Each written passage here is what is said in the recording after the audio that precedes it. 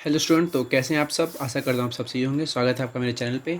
आज हम स्टार्ट करने वाले हैं हिस्ट्री के फर्स्ट चैप्टर के बारे में। ठीक है, इससे पहले की मैं वीडियो बना चुका हूँ जिसमें मैं पोल साइंस पढ़ा चुका हूँ। ठीक है, जिसमें मैंने 4 चैप्टर पढ़े हैं।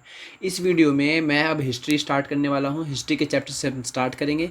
और जैसे कि आपको पता होगा कि इसका भी जो सिलेबस है हिस्ट्री का वो चेंज हो चुका है। आपने अगर वो ना देखा हो तो मैं डिस्क्रिप्शन में लिंक दे दूँगा, आप वो सिलेबस ज़रूर देख लें। ठीक है, तो इस सिलेबस यानी कि नए सिलेबस के अनुसार कि 2020 और 21 का जो सिलेबस आया है उसके अनुसार जो हमारा जो पहला चैप्टर है उसका नाम है the story of the first cities Harappa archaeology. यानी कि जो पहला चैप्टर है वो हमें किसके बारे में पढ़ना है, हड़प्पा के बारे में पढ़ना है। हालांकि जो पिछला सिलेबस था उसमें भी हड़प्पा ही था पहला चैप्टर, बस चैप्टर के जो हैं वो नाम चेंज हुए, बाकी सभी चीज़ें आपको सेम मिलेंगी। ठीक है, तो फिर चलिए स्टार्ट करते हैं। चैप्टर फर्स्ट, क्लास ट्वेल्थ और बुक फर्स्ट है ये हमारी। ठीक है, जो हमारी ट्वेल्थ की बुक है हिस्ट्री की वो 3 पार्ट्स में डिवाइड है।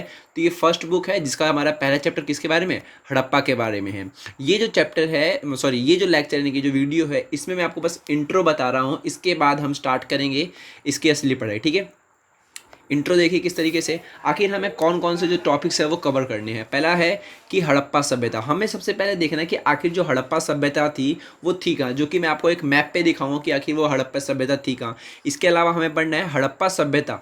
हड़प्पा सभ्यता की खोज किसने करी। ठीक है, अगर आप नए हैं तो आपको मैं बता दूं हड़प्पा सभ्यता का मतलब क्या है। हड़प्पा सभ्यता क्या है, जहाँ पर समझ लें कि बहुत पुरानी बात हो रही है, जहाँ पर लोग रहा करते थे। सबसे पहली सभ्यता के बारे में समझ लें कि बात करेंगे कि पहले के जो लोग थे वो रहते कहाँ थे। ठीक है, तो उनमें से एक सभ्यता थी हमारी हड़प्पा सभ्यता।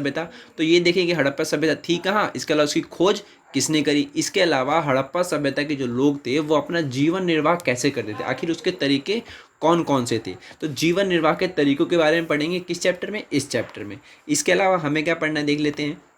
इसके अलावा इसी चैप्टर में पढ़ना है कि जो हड़प्पा सभ्यता के लोग थे वो किन किन चीज़ों की खेती किया करते थे, किन किन पशुओं को पालते थे, कि पशुपालन किस तरीके से था और कैसे कैसे पालते थे। इसके अलावा उनकी कृषि तकनीक कैसी थी। कृषि तकनीक का मतलब क्या है, आज के समय में अगर आप देखते होंगे तो कृषि तकनीक बहुत सारी अभी देखने को मिल रही है क्योंकि आधुनिकीकरण का दौर है। लेकिन पहले की हम बात करें जब जीवन बहुत ही ज़्यादा मुश्किलों से भरा था, तब आखिर उस समय जो हड़प्पा सभ्यता के लोग थे वो कैसे खेती करते थे, फिर कैसी कैसी कृषि की तकनीकों का इस्तेमाल करते। इसके अलावा हम पढ़ेंगे हड़प्पा सभ्यता के महत्वपूर्ण नगर। अब देखिए हड़प्पा सभ्यता जो थी वो बहुत बड़ी थी, लेकिन उसमें भी छोटे छोटे नगर थे। उनमें से हमें क्या करना है, सिर्फ महत्वपूर्ण नगरों के बारे में पढ़ना है कि आखिर वो महत्वपूर्ण नगर कैसे थे और कहाँ पे थे और किस किस तरीके से उनका मतलब वहाँ पे पालन पोषण हुआ था।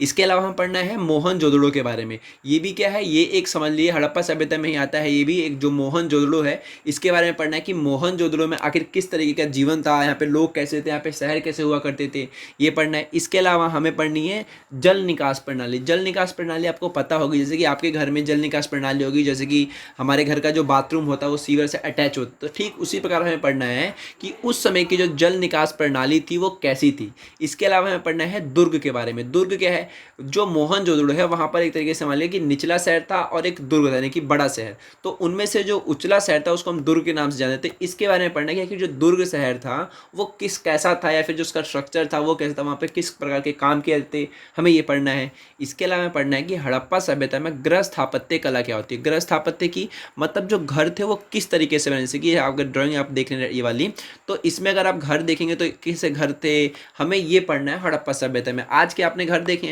तो ठीक उसी प्रकार से हमें पहले के घर देखने की, पहले के जो घर थे वो किस प्रकार से बनाए जाते थे, कैसी कैसे वहाँ की दीवारें थी, कौन सा रूम कहाँ बनाना है, खिड़कियाँ कहाँ लगानी है, कहाँ पे बाथरूम बनाना है, कहाँ पे सीढ़ियाँ बनानी है।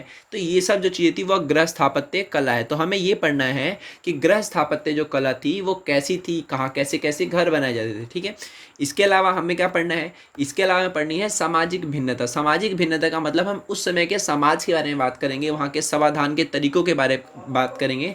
समाधान के तरीके कैसे, जैसे कि आज के समय में अगर हम देखते हैं हिंदुओं के समाधान के तरीके अलग हैं, मुस्लिमों के अलग हैं, पारसी के अलग हैं, क्रिश्चियंस के अलग हैं।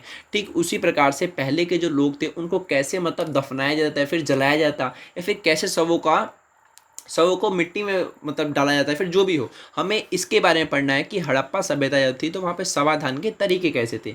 इसके अलावा हमें पढ़ना है विलासिता की वस्तु। विलासिता की वस्तुओं का उपयोग करना है, फिर उसके उपयोग के बारे में पढ़ना है, या फिर मैं आपको ये बताऊंगा इस चैप्टर में कि आखिर विलासिता की वस्तुएं थी कैसी, जो कि हमें इस चैप्टर में पढ़ना है। इसके अलावा हमें पढ़ना है हड़प्पा का व्यापार। हड़प्पा का व्यापार मतलब हड़प्पा के जो व्यक्ति थे, जैसे कि आप इस फोटो में देख सकते हैं, एक तरीके से मान ले बाजार मान लीजिए, या फिर जैसे कोई हमने मूर्ति बनाई या फिर कोई भी हमने सामान बनाया, तो उसका वो व्यापार कैसे करते थे, किन लोगों से करते थे, तो हमें इस चैप्टर में ये भी पढ़ना है। इसके अलावा हमें क्या पढ़ना है, इसके अलावा पढ़ना है कि जो शिल्प उत्पादन है और उसके केंद्र हैं, हमें ये पढ़ना है। शिल्प उत्पादन एक तरीके से मान लीजिए मटके वगैरह हो गए, या फिर जो भी चीज़ें होती है ना जो आपके काम आम आती है, वो हो जाएंगे हमारे शिल्प, ठीक है। तो इनके उत्पादन के बारे में पढ़ेंगे, आखिर वो कहाँ कहाँ बनाई जाती है, उनके केंद्रों के बारे में पढ़ेंगे। इसके अलावा हम पढ़ेंगे कि जो हड़प्पा संस्कृति थी, उनके जो लोग थे, उनका सुदूर नगरों से संपर्क कैसे था। देखिए आज के समय की हम बात करते हैं, इंडिया का संपर्क अमेरिका से है, रसिया से है, बाकी देशों से है ना, तो ठीक उसी प्रकार से हड़प्पा के लोगों की जो क्या थी, मेल मिलाप था, फिर जो संपर्क था वो किन किन नगरों से था, हमें ये पढ़ना है। इसके अलावा हमें क्या पढ़ना है, हमें पढ़ना है कि जो हड़प्पाई मुहर थी वो कैसी थी, उसका जो निशान था वो कैसा था, हमें ये पढ़ना है। इसके अलावा देख लेते हैं क्या पढ़ना है हमें। इसके अलावा हमें पढ़ना है कि जो हड़प्पा की शासन व्यवस्था थी वो कैसी थी। शासन व्यवस्था मतलब कि उसके ऊपर जो राजा शासन करते थे वो किस प्रकार से शासन करते थे, कैसे शासन करते थे, क्या क्या मतलब चीज़ों को बांट रखा था, फिर जो भी चीज़ें हैं हमें इस चैप्टर में पढ़ना है। और आखिर में हमें पढ़ना है हड़प्पा सभ्यता के पतन के कारण, कि जो हड़प्पा सभ्यता थी वो क्या हो गई, वो उसका पतन हो गया, यानी कि क्या होगी, वो एक तरीके से मान लीजिए मतलब खत्म सी हो गई। तो वो किस प्रकार से खत्म हुई, फिर किन कारणों से खत्म हुई, हमें ये पढ़ना है, ठीक है। और एक चीज़ और पढ़नी है जिसमें पढ़ना है कनिंघम का भ्रम। कनिंघम एक हमारे जनरल थे जिनका एक भ्रम है जो कि इसी चैप्टर में आएगा, ठीक है। तो ये आपको समझ आ गया। तो हमने स्टार्टिंग से लेके एंड तक की बात कर ली कि आखिर हड़प्पा जब स्टार्ट हुआ तो कैसा था, कहाँ पे था, वहाँ पे क्या काम होता था, कृषि कैसी थी, पशुपालन कैसा, जीवन निर्वाह के तरीके कैसे थे, पानी का संचालन कैसे था, व्यापार कैसे करते थे, किस प्रकार से लोगों को दफनाया जाता था। तो ये सभी चीज़ें हमें किस में पढ़नी है, हमें इसमें पढ़नी है, यानी कि इस चैप्टर में पढ़नी है, ठीक है। तो ये चैप्टर आपके लिए बहुत ज़्यादा इंपॉर्टेंट होने वाला है। तो मैं चाहूँगा आप प्लीज़ चैनल को सब्सक्राइब करें ताकि अगली वीडियो आने वाली है मेरी वो इसी चैप्टर पे आएगी। इंट्रो वीडियो था। इसके अलावा अगर आप हिस्ट्री पढ़ते हैं, फिर किसी और भी क्लास के, आप 12th के नहीं हैं, आप छोटी क्लास के, बड़ी क्लास के, या फिर आप 12th पास कर चुके हैं अगर, लेकिन आप हिस्ट्री पढ़ते हैं, तो भी ये बहुत ही इंटरेस्टिंग चैप्टर है। तो प्लीज़ आप इस चैप्टर को जरूर पढ़ें, ठीक है। फिर मिलते हैं अगली वीडियो में, और प्लीज़ मेरे चैनल को सब्सक्राइब कीजिए। धन्यवाद।